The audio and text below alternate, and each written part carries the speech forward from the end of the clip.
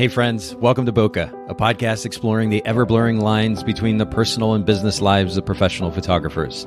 This is your host, Nathan Holritz, and I'm happy that you can join me today in connecting with photographers and entrepreneurs as we discuss photography, business, and, oh yeah, that sometimes messy thing that we call life. This podcast is brought to you by Photographers Edit, custom image editing for the wedding and portrait photographer. Just visit photographersedit.com. All right, Bokeh Podcast listeners, we're here for yet another episode. We're doing something a little bit different this week, WPPI. I'm trying a different format called Snapshots, was what I decided to call it. It's very unique, very creative idea, right? Anna's nodding in the background. I'm actually here with my new friend, Anna Johnson. Thank you so much for making time to share with the Bokeh Podcast listeners today. Thank you for having me. And we're going to get to, we're going to talk a little bit about your brand today. And then we've already talked about having you on for a second full-length episode because we're going to get into a branding conversation, which is sorely needed in our industry. We talk a lot about brand position on the Bokeh Podcast, but I think we need to take some time and break down that idea in a little bit more detail to explain it, to help photographers understand what it even means. Because having a clear brand position, not only does it help your potential clients understand you better, but it makes marketing so much easier. Yeah, 100% brand position, brand identity, all of that is important.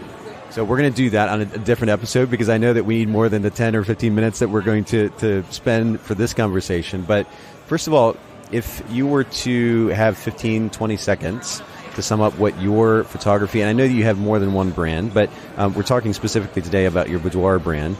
If you had 15 or 20 seconds to sum up your photography brand to somebody, to tell them what your business, your brand is about, how would you sum it up?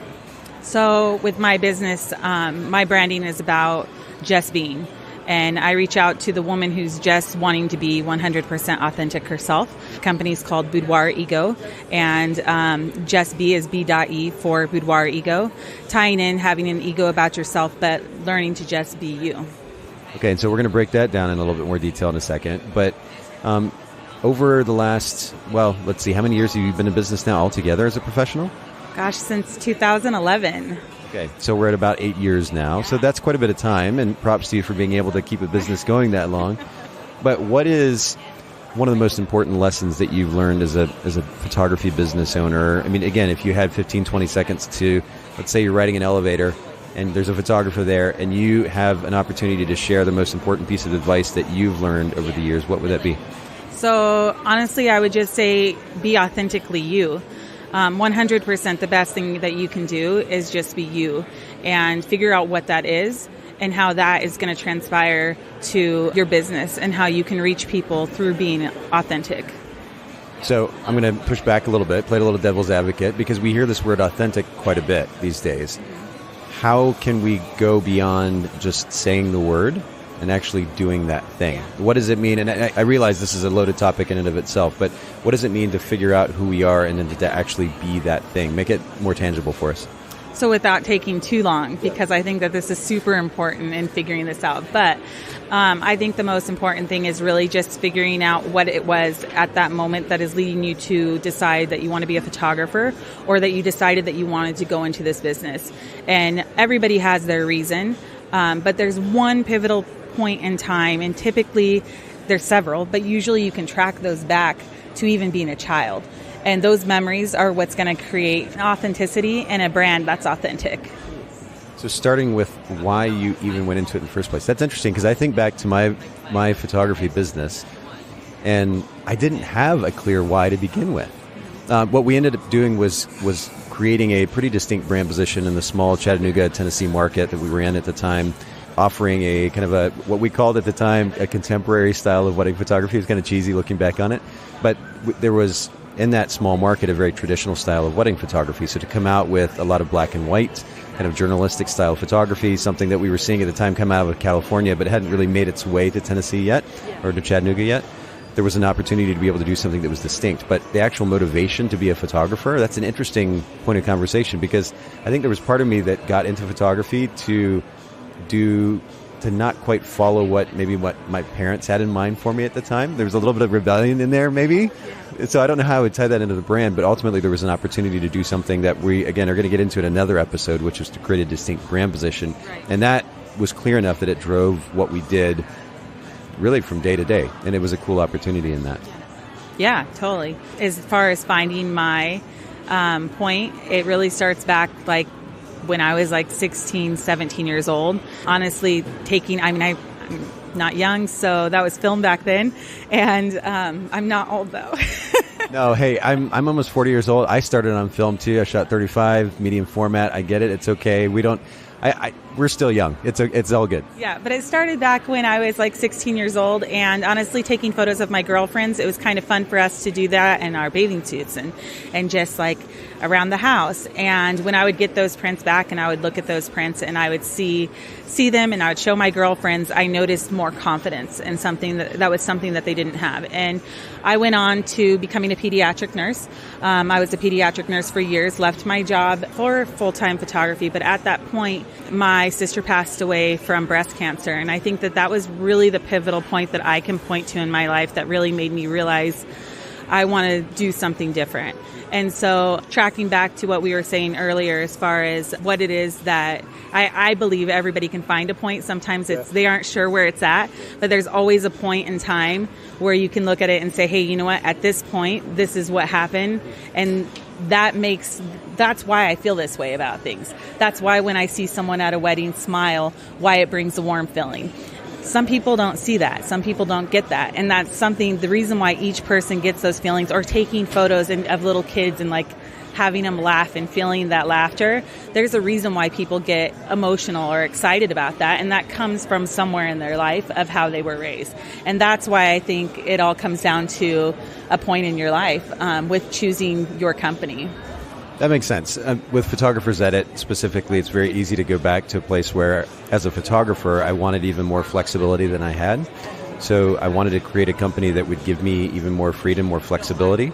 So there was a personal benefit because I wanted more time with my family. But then, of course, the cool thing about the business model is that it also provided more freedom, more flexibility for those photographers that we were serving.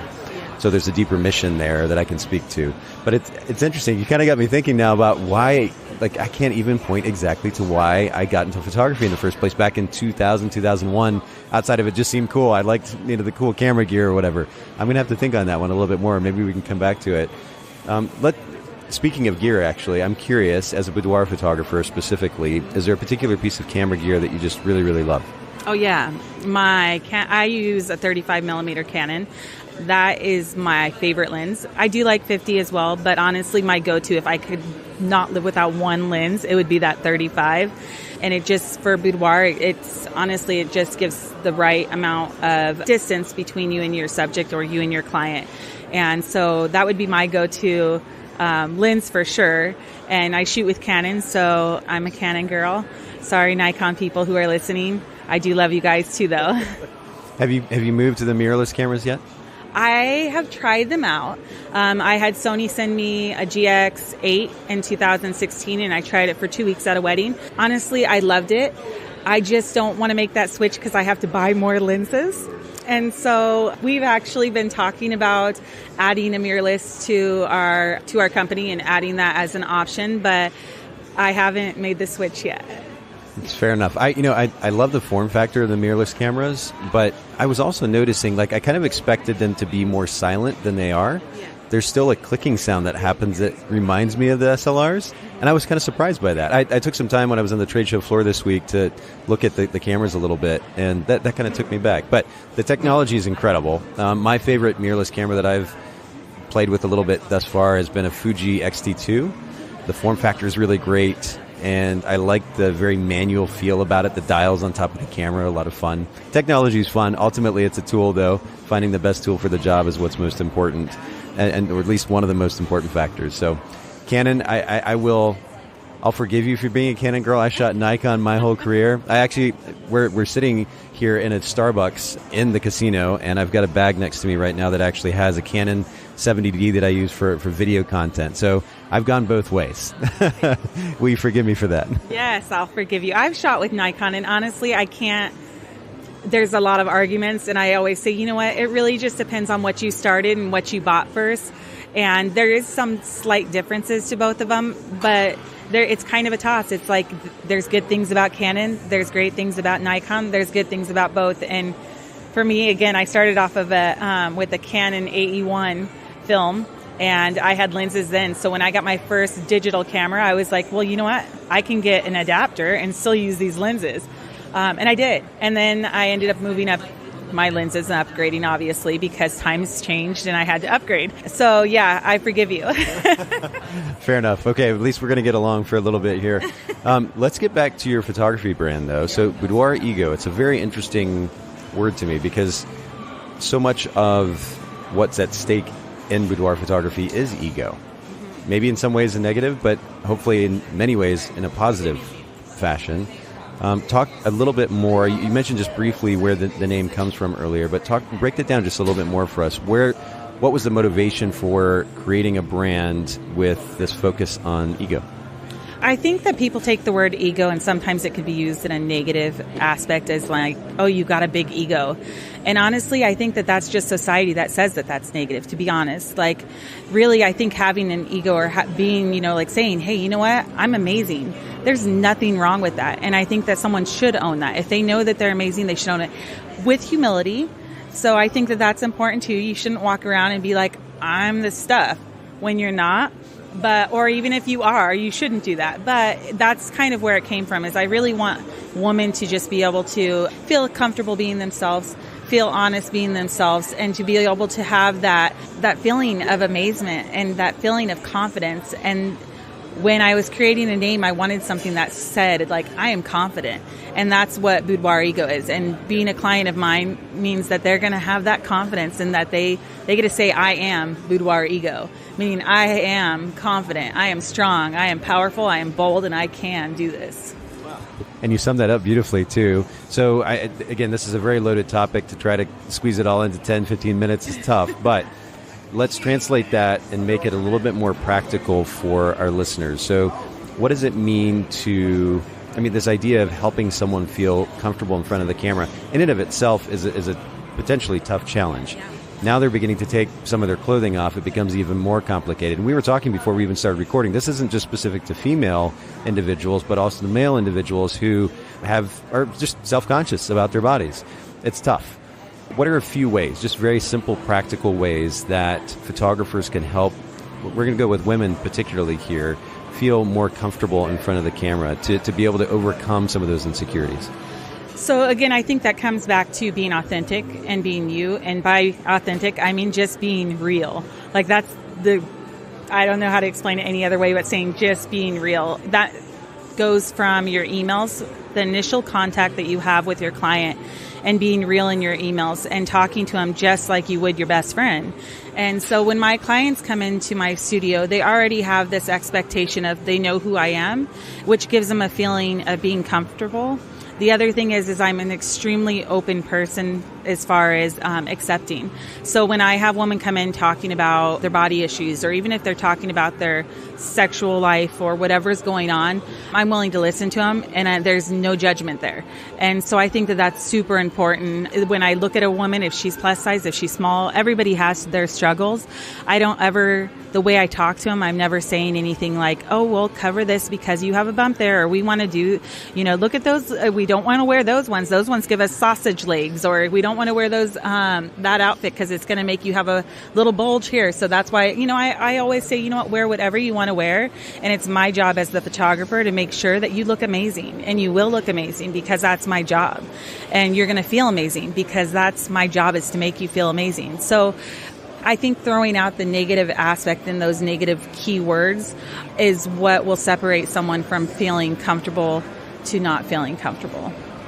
So we were actually talking about this before we hit the record button as well, the importance of engaging, particularly in something like email, with a client or potential client in a way that is, we keep using the word authentic. I'm also thinking about just the human, right? Yes. Like, how do we actually have a conversation when we're talking with a friend of ours or a family member of ours, somebody that we know very well? What does that conversation sound like? And how can we translate that to the context of email or any type of message really that we would send to a client, so that they don't feel like they have to be uptight in one way or another because they're engaging with some formal business, ultra formal business, right? I don't know if there's a balance between professionalism anymore. I mean, in 2019, professionalism and creating this. No, you're shaking your head. No, absolutely not. So I always tell people that I'm like the worst grammatically person. My business partner is always like, dude, you're spelling that wrong. You're saying that wrong. And honestly, I've come to a point of saying, hey, you know what? I know that there's people out there who really care about that, and I really try to work on it.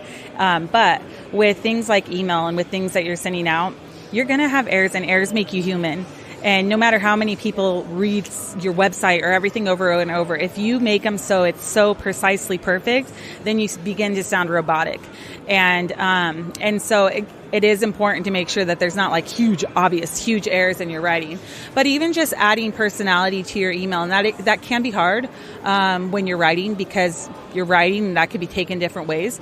So you can utilize things like GIFs and, add something that looks like your personality, whether it be like a GIF of a girl saying, hey, that's something that you can add in there. And so when the person opens it, they're like, oh, hey, that's her, whether it's Beyonce or whether it's Shakira, it gives you kind of your spot to say, hey, this is me. Could even be Katy Perry. I mean, they're all different. And whatever you relate to or who you feel the most of, that kind of thing is what's making someone go, oh, hey, I kind of recognize her. So you're setting the tone with conversation and creating comfortable conversation. I like that. Give us one tangible thing that a photographer can do with the client in front of their camera that will help them relax a little bit as well. So in front of the camera, I think talking and having conversation. I don't have, I guide everybody through poses, but I take breaks. And while we're taking our breaks, I'll be sitting there, they'll be sitting there in their lingerie, and we're just chatting. I only shoot for an hour, but I take a lot of breaks in between them. While posing, honestly, is uncomfortable for boudoir. When you're posing, you're arching your back, you're pointing your feet, you're getting cramps in your legs, and you're sitting there going, oh my God, I got a cramp. So I say, hey, you know what, honey, just go ahead and pause. Tell me about this. And usually I already know a little bit about them because of their questionnaires that I do send out. But at that point I say, hey, so tell me about this. Tell me you're getting married. Tell me about your wedding. And I'm making it more of like we're girlfriends hanging out. And I think that's key to making them feel comfortable, because they don't come in and I'm not just the photographer shooting them. I also don't make mine a production, so they're not feeling like there's all these flashing lights around and that they feel already nervous being in front of those flashing lights. Instead, I'm like, you know what, I'm going to use natural light or I'll use continuous light. That's my style, but I do that mainly because I don't want them feeling like I'm giving a production, because anybody in front of a flash automatically clams up. So that's my way to keep them just relaxed. I also start off with poses that are more of a comfortable pose. Like I'll start off on the ground just laying down, and that way they feel comfortable, and I will get on the ground and lay down and take their photos. So they're laying down and I'm laying down and we're both just talking. So you gave a number of tips there, which is wonderful. Sorry. No, please don't apologize. It really is wonderful. But I want to go back to one that stands out to me and I think can't be emphasized enough. And it's interesting that you continue the theme of communication. We started with creating comfortable conversation via email, for example. Yeah. But then that conversation, that comfortable conversation, we continue that with the shoot, the conversation that happens during the shoot.